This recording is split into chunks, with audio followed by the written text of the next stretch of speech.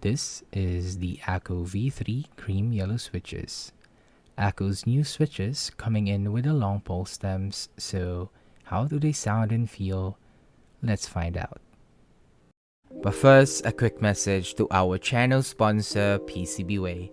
PCBWay is your one-stop shop for all your prototyping needs, and let me tell you about their new service called One Stop Solution or OEM. They now offer a full contract manufacturing service, including product design, product development, and even engineering validation, and many more. To learn more about this service, head over now to PCBWay.com and prototype the easy way with PCBWay. Links in the description. Hey guys, it's RX here and welcome back to my channel. We are finally back with another Switch review, and I know our October was a bit slow, but we have a lot in store for this month. So we are back with yet another Akko Switches, and today let's all take a look and listen at the new V3 cream yellow switches. The switches have a long pole stems, which provides a solid and faster bottom out, and I'm very much excited for you guys to hear the sound test and my thoughts on these. By the way, the switches were sent for a review by Akko, but they didn't see the final script and I wasn't paid to make this video, so of course I'll give you guys my honest and unbiased opinion about the switches. So in today's video, it's going to be the usual, a stock versus lube comparison, and a sound test comparison versus other Akko linear switches, and of course a material breakdown. If you all want to hear my thoughts and opinion about the Switch, please do stick around at the end of the sound test. And speaking of sound test, let me give you guys a quick disclaimer before we start. That the sound and experience will vary depending on your keyboard build, meaning to say that it will feel and sound different depending on your board. We are of course be using the Vega65 with a polycarbonate plate, a PCB to plate foam, and one case foam. The switches was lubed with a Krydox 205 grade 0, 105 grade 0 on the springs. The keycaps that was used was a GeekArc PBT set, so with all of that out of the way, please do enjoy the sound test on the Akko V3 Cream Yellow.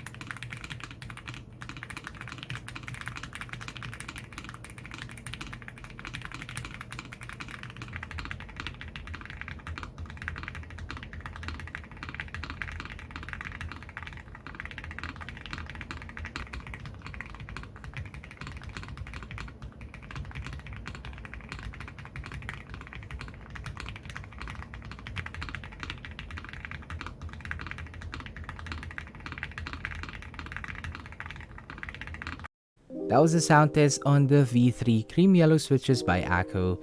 Please do let me know on what you think about them on my comment section down below, and let's have some quick discussion.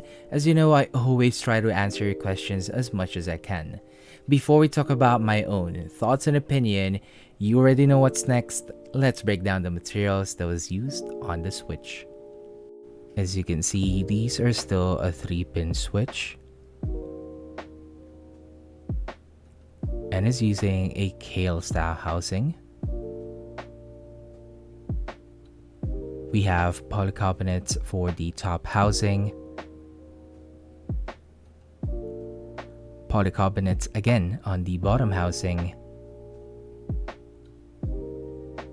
and of course my favorite, POM on the stem.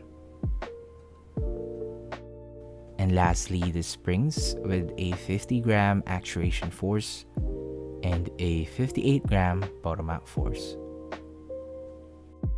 So that was a material breakdown of the Akko V3 cream yellow switches, and if you made it up to this point, I would like to say thank you for staying.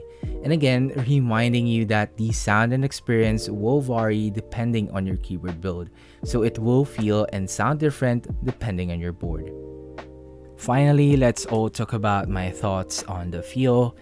On stock, I did set my expectations a bit high for the switches, as it's dubbed as their V3 generation of the Akko Switch.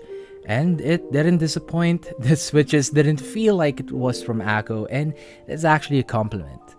On stock, it was really smooth and I didn't feel any scratches. It didn't feel that plastic or that raw feeling typing that I always mention when using a switch on stock. I can say in terms of stock, they are far better than their first few switches and a bit on par with their last CS switches, the CS Sakura and the CS Silver. And yes, I do approve using this on stock or out of the box in terms of the feel.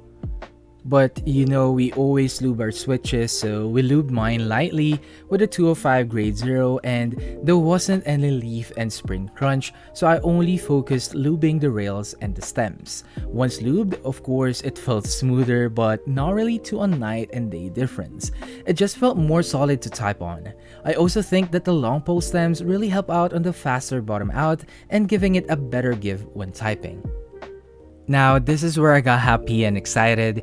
The actuation force and the bottom out force is finally leaning towards a mid to heavy side. 50-gram actuation force and a 58-gram bottom out force, and finally, it didn't feel light like their old switches, and it's so refreshing. I think the long pole stem also helped because of the solid and faster bottom out, and honestly, this is again a solid switch from Akko, and this might be my new top Akko switch that I've tried. But time can only tell, as Akko has been releasing a lot of new switches lately. I've heard there's gonna be a 5-pin switch, so let's see about that. Moving on to my thoughts on the sound. It sounded okay on stock, but sounded a bit too thin for my liking if you're gonna use it on stock or out of the box. But I barely noticed any spring pings and leaf crunch, which is really good. Once lubed, it sounded more solid, sounded more subtle, and it has that clack with a little bit of a deep sound profile. It didn't sound as creamy as their jelly switches, but I like this more, as for me, it has more character in terms of the sound profile that it gives out on my Vega. I can say that the sound is close to their recent CS switches, the Sakura and the Silvers, as it didn't sound light as their jelly and their old CS switches. Overall, I can honestly say that this is indeed an upgrade from their old CS switches and jelly switches. It feels more solid to type on and sounds more better. Again, as mentioned, it didn't sound like it was from Akko. I think the slight heavier actuation and the bottom out really played a part on this. So, do I recommend trying them out? I mean, yes, if you have the chance and if you are looking for a new Akko switch, this should be on your list. I would say skip the POM switches and get this straight instead. And that is it for the video, guys. I hope you all liked and enjoyed my review on the cream yellow switches by Akko. Again, thank you Akko for sending them over. I'll be putting all of their links on the description down below. If you do find this review helpful, please don't forget to hit the like button, as it helps out my channel grow. And what's next?